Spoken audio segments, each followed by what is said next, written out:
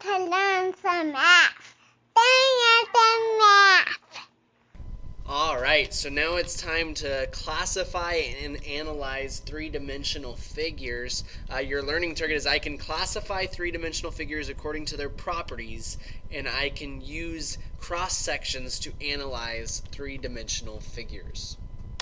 So let's first focus on just those three-dimensional figures that we're going to be talking about, at least at first here. And the first one is called a prism, okay? And a prism is formed by two separate bases, okay? And we see in this diagram here, we've got two different bases, the bottom and the top, that are polygons, okay? Remember, polygons are any closed shape that has more than three sides, right?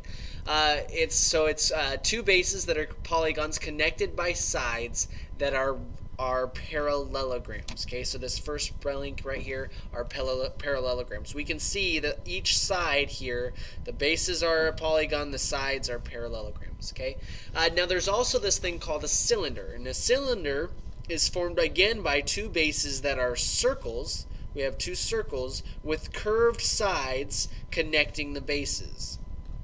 Okay, that's what a cylinder is. A pyramid is a base, just one base, that is a polygon, and has all of those sides meet at a common vertex. Okay, it could be at the top or it could be at the bottom. There's just one base and all the sides come to one vertex. Okay, a common vertex. Last one is a cone, and that one is a base that is a circle, and the sides all curved. They're all curved to meet at a common vertex. Okay, so curved here, curved.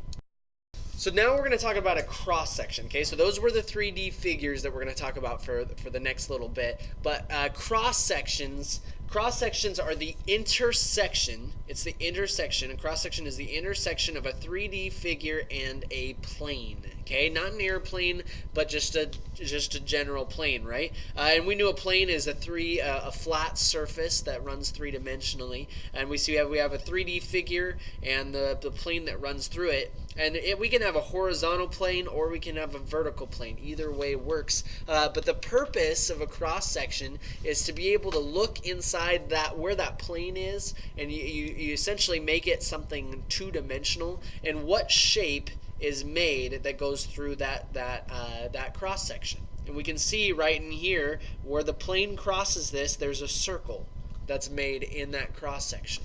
Over here we can see where it crosses, it's a hexagon. There's 6 sides, it's a hexagon. Okay, now prisms and pyramids can be named more specifically based on their shape of based on the shape of their bases. And looking at horizontal cross sections can help us identify the correct full name of the shape. So if we look here, if we were to make some sort of a cross section here, and we look at what shape is made in that cross section, we can see just another triangle would be made. Now this is a prism, so this more specifically would be called a triangular prism.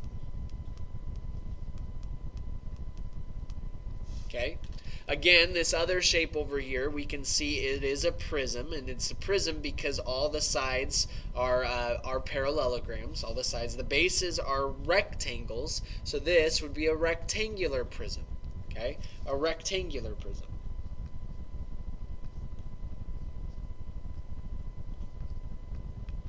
This third shape right here, we can see this isn't going to be a prism. This is going to be called a pyramid. Okay, a pyramid, and there are 1, 2, 3, 4, 5 different shapes. So if we look at a cross section, we pull out a little piece of that from the horizontal plane that goes through this three-dimensional shape. We can see we could pull out a pentagon.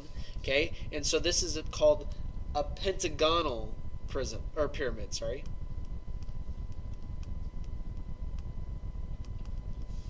And again, on this one, if we take out a cross section, we slice it in half just like we did in these ones. We're going to see that we take out a hexagon, and that'll be called a hexagonal pyramid. Okay, so we can call pyramids and prisms by more specific shapes. A cylinder and a cone, those are in a way more specific because we're talking just about circles. The cross section of those are circles, just like this. This is a cylinder, right? This is a cylinder, and the cross section comes out to be a circle.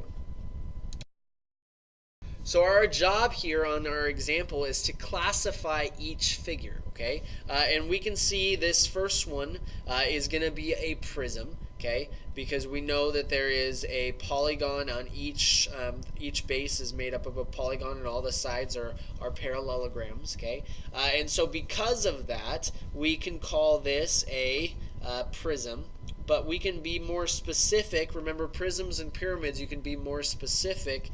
This one, the bases are triangulars. If we took out a cross section, we would take out a horizontal cross section, we would take out a triangle, right? So this is called a triangular prism.